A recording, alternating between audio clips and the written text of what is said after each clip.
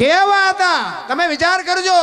જરાસંઘ, દુર્યોધન, કર્ણ, ભીમ, આ બધાને બાપુ મહાપુરુષો તો એમ કહે છે કે એક એક ભુજામાં 10 હાથીનું બળ હતું, પણ એમને ઉપયોગ ક્યાં કર્યો? ભયોને મારવામાં.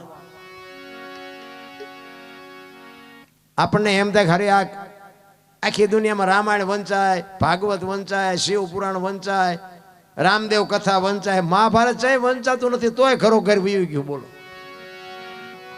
આપણને એમ થાય ખરું મારું બધું કેવું હાલે છે, આમ બધું ખોટું જ હાલતું એવું નથી લાગતું? તમે ચોખ્ખું ઘી લઈને બજારમાં ઉભા રહેજો, વેકવા કે ચોખ્ખું ઘી છે, ચોખ્ખું ઘી જો ખપે તો મને કહેજો. અને દારૂ ઓલા બાવળીમાં વેચતા હોય તો પીપળા ખપી જાય. તમારે તો આ ગમે એમ હોય, પીતા હોય કે ન પીતા હોય, અમારે તો તમે જુઓ ને તો 100 વીઘા વયું ગયું, પૂરું થઈ ગયું.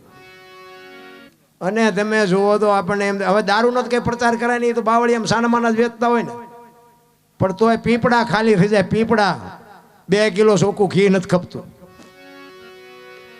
ખોટું જોવો તો ખરા હેલ્યું.